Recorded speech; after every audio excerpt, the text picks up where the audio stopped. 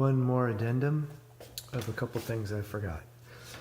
Some storage items. So down here in the corner by the sump pump, I forgot to mention, or it's really a condensate pump. I forgot to mention there's a little bucket there. You can see that aluminum bucket.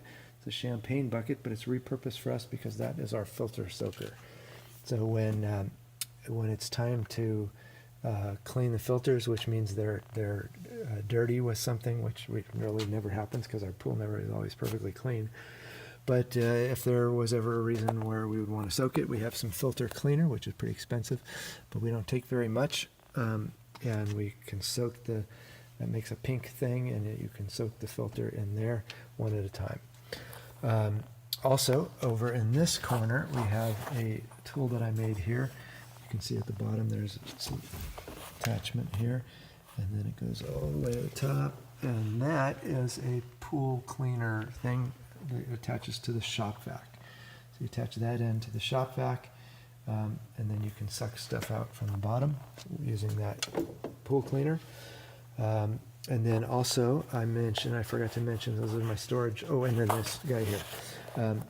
Tucked in right underneath the light switch in between the studs here is some foil covered foam.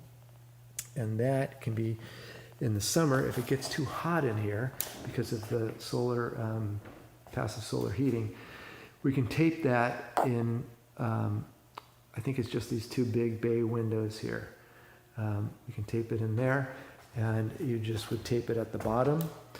It will come up about 2/3 high. That'll allow plenty of light in through the top, but it will reflect. You put the foil out, facing outside, and it will reflect the thermal, the infrared light that heats up the room. You don't need to worry about the top part because in the summer, the overhang will shade the top part, so no infrared will get in anyway through the top part of the window, only the bottom. And then one thing I forgot to mention under controls, because it's not there yet, is for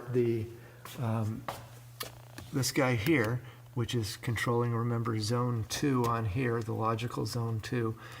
And this is going to trip whenever the corner of that window there's a sensor in the top right corner. You can't see it now, but we showed it earlier. And whenever that gets to the dew point, remember we have this dew point table here. So right now this is going to be set at, I think it's at 51 or something degrees. And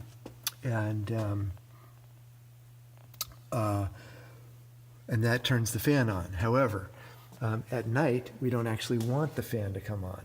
So I'm going to have this as a timer here inside this box. I'm going to install it right up here someday.